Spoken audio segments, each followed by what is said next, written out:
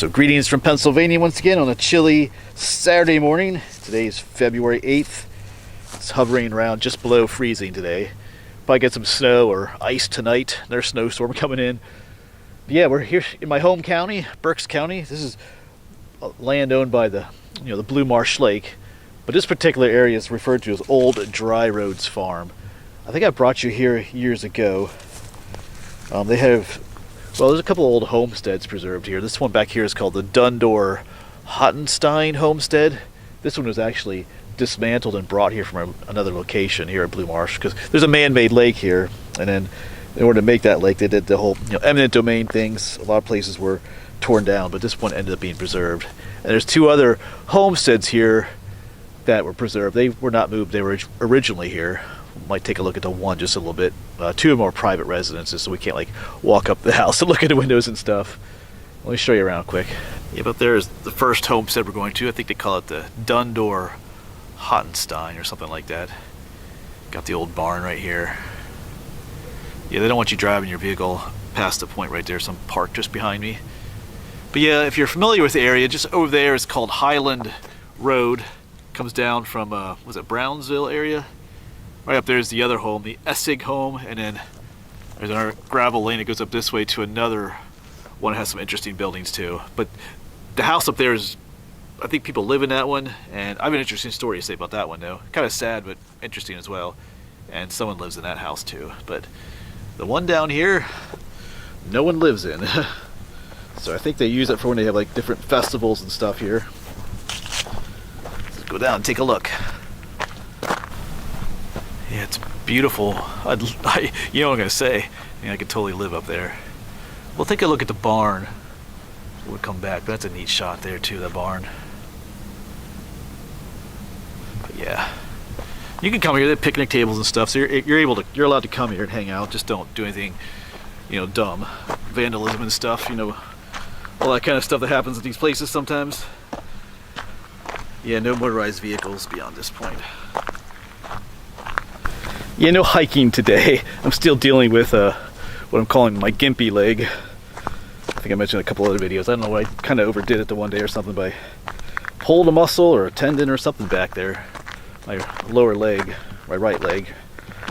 So anyway, it's healing up slowly. Nothing bad, just gotta walk funny from now. Alright, let me turn around. Got some ice here too. But look at that, it's beautiful. Ready to move in. Look at some other buildings. I think that's the spring house over there. I think they have an outdoor kitchen area over there. There's a smokehouse up here, I believe it is, and then some other kind of building down here. So there's a lot here. Like I said, this was all moved here from another location on the other side of what is now Blue Marsh Lake, which used to just be the Topahawken Creek. Of course, the Union Canal ran down there, and this is where this house is, right near the canal. I think that one building, maybe it was a granary or grain barn, and that was right next to the canal back in the day. But man, yes, they just call this the Hottenstein house. Built in 1842. Of course, it was dismantled and brought here. Otherwise, it would have just been torn down and destroyed. Wow, because it's all locked up. But man, check those beams of wood. Wow. You can see the old lamp. They got it set up inside. Get some views maybe. Oh, there's a door right in the way. Oh, you can see a little bit in there maybe. Of course, the outside's reflecting pretty bad too. Oh, look. That looks like a door into the basement right down there. See the hinges, but I don't see a latch anywhere. It's definitely hollow under there. But wow. Oh, you can see a bit better in there. Looks all kind of old-timey in there. Wow. Those rugs remind me of my grandmother. My grandmother used to make rugs like that. That's what it reminds me of. Wow. Oh. Yeah, nice little porch swing. Who's ready to move in here with me, man? Yeah, I was here Man, quite a few years ago. I remember sitting on this porch. Reminds me a lot, I talk about the farm I used to live on. Reminds me a lot of this. Of course, I didn't have a log house and stuff like that, but I loved living that way. You know, I had a lot of animals. I had goats and chickens and all kinds of animals. I had my own garden, grew a lot of my own food, cut and split my own firewood. It was all a lot of work, but I also enjoyed it. So I kind of enjoy this kind of lifestyle. Although, like I said, it is a lot of work, but I enjoyed it at the same time. So, yeah, I'd move in.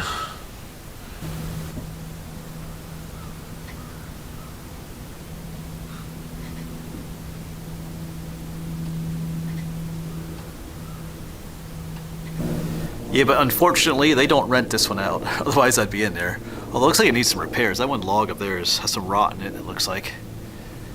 So, but yeah, beautiful old home. Yeah, have some grapevines growing out back here. So here's the smokehouse. Can we open this up? I think we can. Oh yeah, there we go. Cool. So here they hang their meat in here, probably for storage too. Yeah, hang it from the rafters up there. There's different ways they would smoke the meat. I might talk about that. Because back on the farm, I was thinking about making I actually started to make a smokehouse, but I didn't get done before things changed. Yeah, there's different ways to smoke the meat. You can do a hot smoke or what they call cold smoke. Not sure what this one would be. Hot smoke would be where you have the fire right in the smokehouse. Smoldering fire, and the smoke is hot. So sometimes you can make what's called you can do a cold smoke. Let me explain that. Turn you around. It's like I said, a hot smoke, the smoldering fire would be right in there. But a cold smoke, they'd have another place underground, usually where you'd have the fire, and they would pipe the smoke up to the smokehouse. So by the time the smoke got there, it wouldn't necessarily be cold, but it would be not as hot as, as if the fire was right in there, if that makes sense. So cold smoking was another way to do it. But yeah, these beautiful cedar trees. Let's walk down to here. This might have been that shed that was right by the Union Canal. Got the pond down here and everything. Let's go watch where I walk. It's kind of icy up here.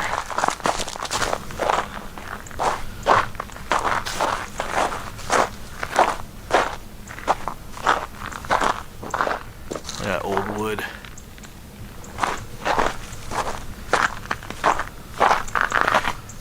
Yes, I should mention, this was, I think, around 1980. Most of these buildings were moved over here. They started that process, which doesn't seem all that long ago, but that was over 40 years ago. We can get in here, it looks like. Can we? That's for sure. Oh, there we go. It does open up. Ooh. Here's some information here. Hold on a second. It's nice.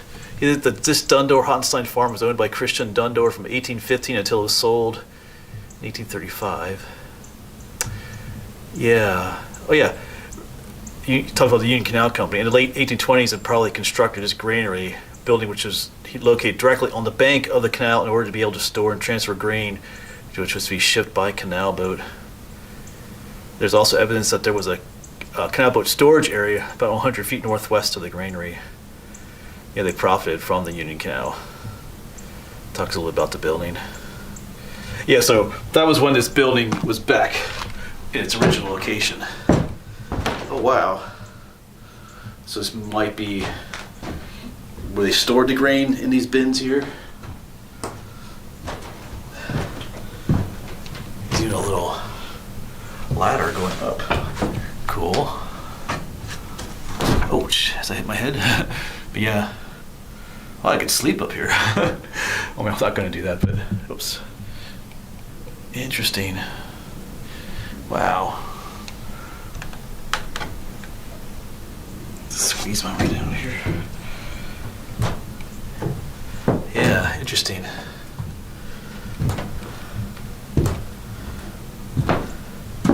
And of course, if you follow my channel, you know I did that whole video series on the Union Canal. I didn't realize that this was part of that, though.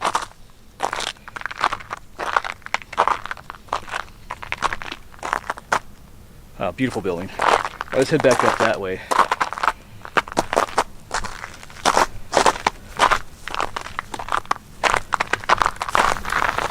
Yeah, you're gonna hear me say it so many times, but yeah, I would love to live here. Where I lived, it didn't look like this. I didn't have an old log house like this, although the house that was originally where I grew up was a log house. They had gotten torn down and a more modern house was built there, unfortunately, but it has the same feel in a lot of ways. You can see the barn where I parked way up there.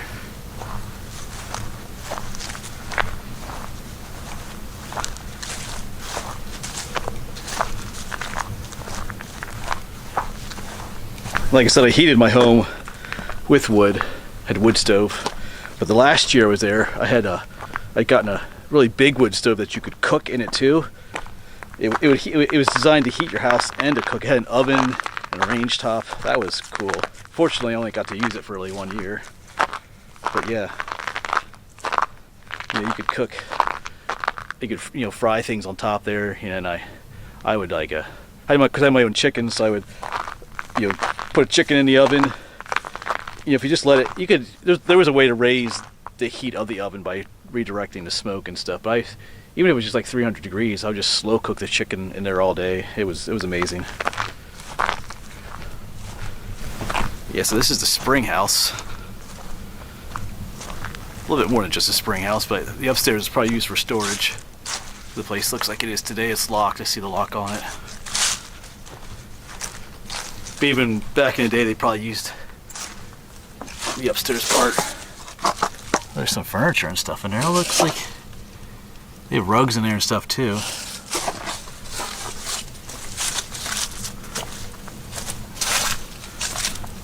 Oh yeah, I look like they have it set up for.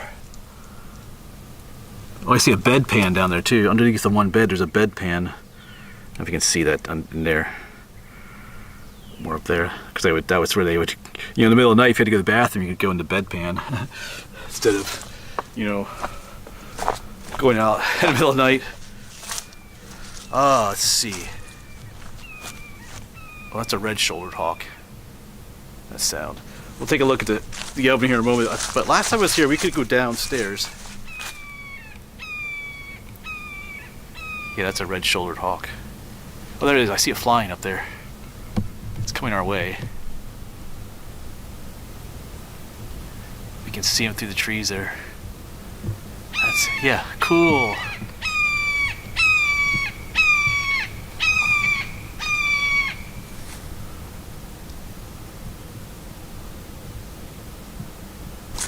You can see the spring house is a two-story structure. Like I said, last time I was here, we could get in the bottom part, but we'll see. I vaguely remember what it looked like. I'm thinking it might be locked too. We'll see. The upper part was locked, so as I limp around. Actually, I don't see a lock on this one.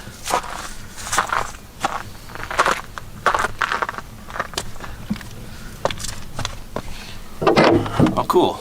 That works. Might be kind of dark in here. All right.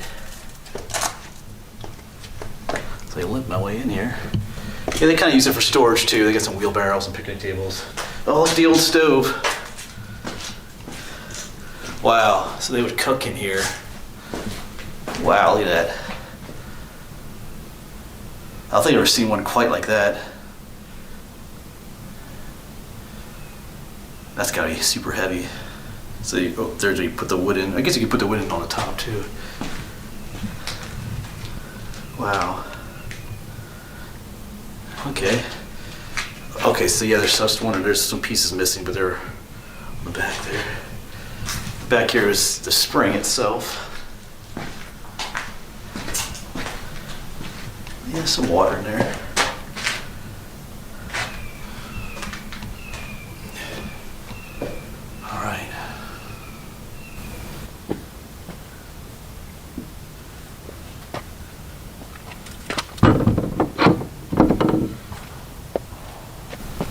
Alright, so goodbye spring house. Yeah, here's a view of the house from the back side.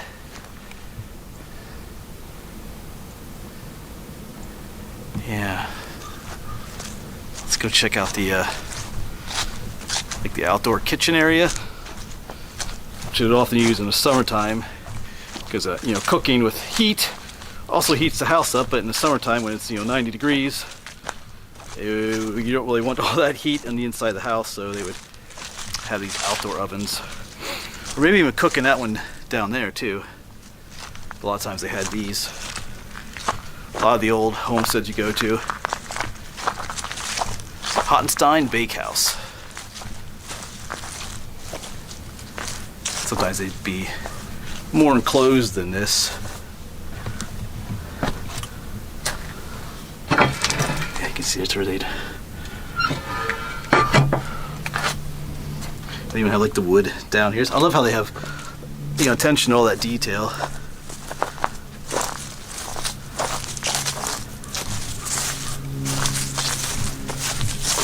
Yeah, so I guess back here's where you'd have the fire in there. Yeah, in my old homestead that I lived on had one of these, or used to have one of these, and the one in the backyard there was a spot. Oh, those hawks are crying out again. Anyway, there's a spot in the backyard that was kind of interesting. There was like almost like a hole's going down. It was full of stone like this, and I forget who I talked to. Somebody that knew more about the area. Well, I think someone who had lived there at one point or something, and they mentioned that there was what they call a summer kitchen in that backyard. And I was trying to dig it up a little bit to expose the foundation of it, but I never finished that either. So, all right, beautiful place. Imagine cooking out here in the summertime.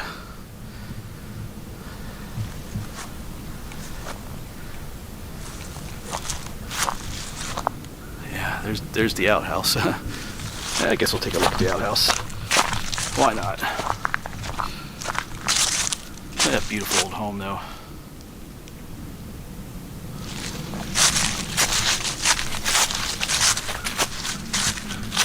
Is this gonna be a one-seater or a two-seater? Looks like that might be room for two.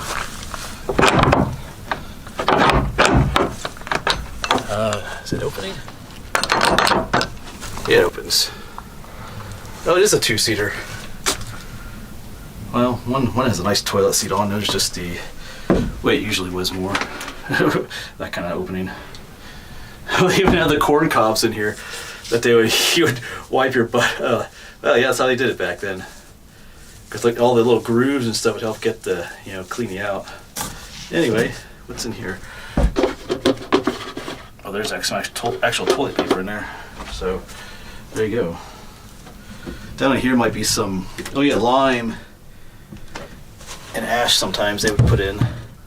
Yeah, help the smell, things like that.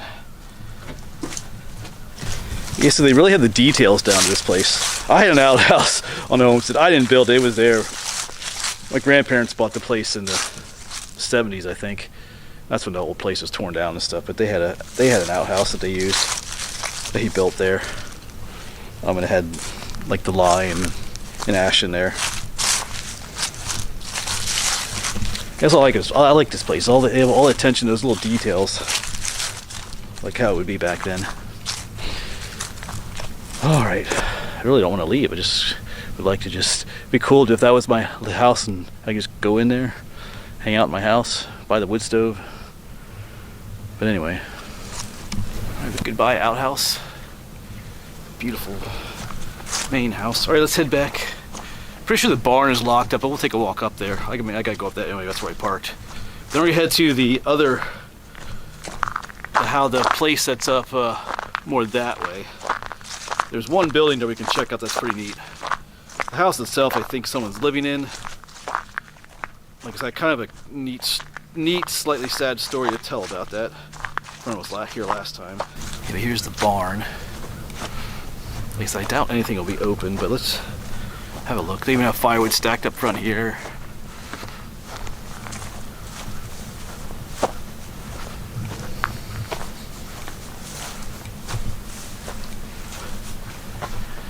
Yeah, they have the latches here, but I don't think anything everything opens.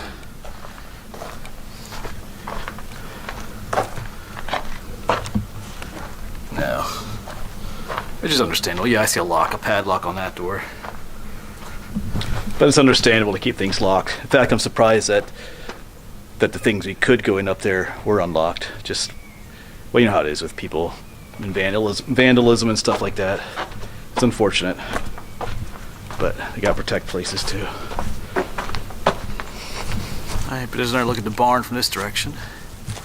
Alright, we're gonna hop back in the Jeep. Like I said, up there is the Essig house. I might film it on the way back. I might film it as we drive by, but like I said, it's a private residence. But there's a road that goes up this way to the Stout Homestead, I think it's called. There's something there called the Spiker House, which is really old. It dates back to, I think, like the 1720s. So let's limp our way back to the Jeep and head up there. Alright, so down there was that Hottenstein homestead. Now we're headed up this way. And the last time I was here, someone was living in the house, you know, renting it out from the ownership here at Blue Marsh.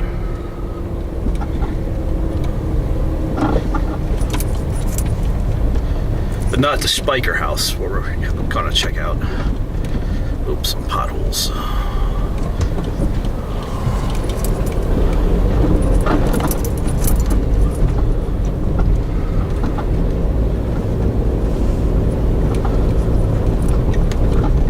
Well, you can see the barn. There's the house. I don't really see any cars parked up here. But up in front is the Spiker house, that little log cabin type thing.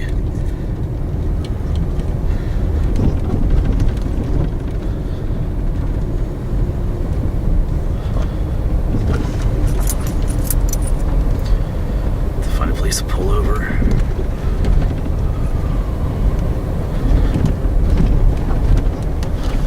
Yeah, they're a beautiful place. Yeah, there it is. Alright, I think I'll pull in right here. Yeah, so this is the Spiker house. Food preparation house, they call it. I think it's also a spring house too. We should be able to go in. Now, last time I was here, the people that were living at the house, the one guy came out, let me live here. I mean, let me live here. Let me go in. So it looks like there are people living there. I see a vehicle and a bunch of stuff on the porch. So, but yeah, look at that. And this is original. This is not moved here, but look at that. Look how you have the logs and then the mortar with the stones inside. Wow.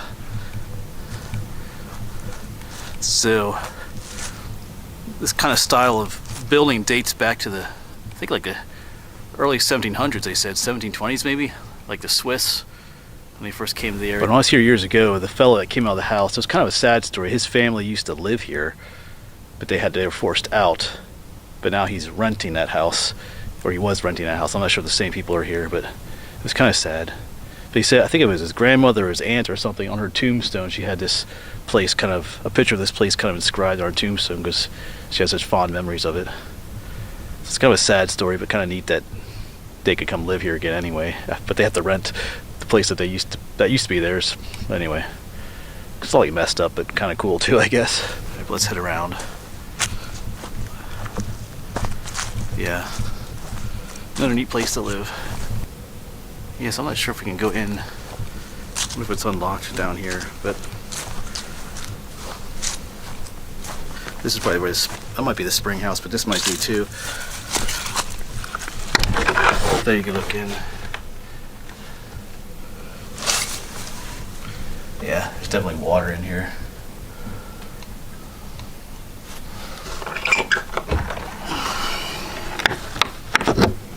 Let's go around to the front again.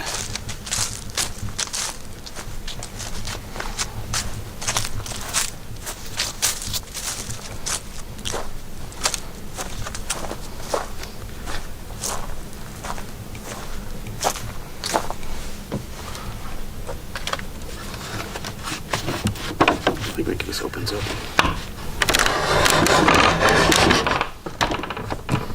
Yeah. Well, this has a smell. There's a little wood stove in there. Cool. And there's the upstairs up in there. Yeah, so they call it a food prep house, but like there's a spring house below. And you can also live in here too. I think I read that once. So sometimes these were used, like when people first moved here, you could live in here too. So there's definitely a, well, it's probably not original, but there's definitely a hole up there for the pipe to go through. All right. Here's some living history at the Dry Road Farm. Doesn't really talk much about. But I would definitely move into here too. You know, clean it up a little bit. But yeah, you have your wood stove to heat. Not very big, but you don't need a whole lot of room. It's a little awkward because there are people living. The one lady's sitting out there on the porch. I feel like I'm invading their privacy, but you're allowed to come here. They just ask that you respect the people living there, so that's what we'll do. We're not going to go up to the house or anything. But wow. Yeah, room for a kitchen and living room. I remember this, I feel there's heart here. I feel like there was something, when I was here last time, there was some kind of story about this little heart right here, but anyway. You know, if you have friends over, you can have them sleep upstairs. Up in there. All right, cool. All right, let's make our way out. All right, it would have been cool if we could explore there a little bit more, which I guess you kind of can, but it does feel like you're invading people's privacy there. Got some messages on my phone. It's the same with the other house up here, the Essig house. Like I said, it's a private residence. But I'll give you a look at it as you drive by.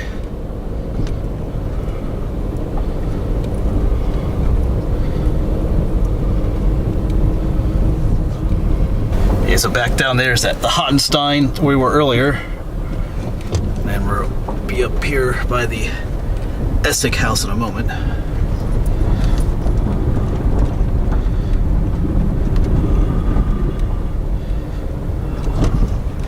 You can see it up there. Well, I'll get a better view in a moment here.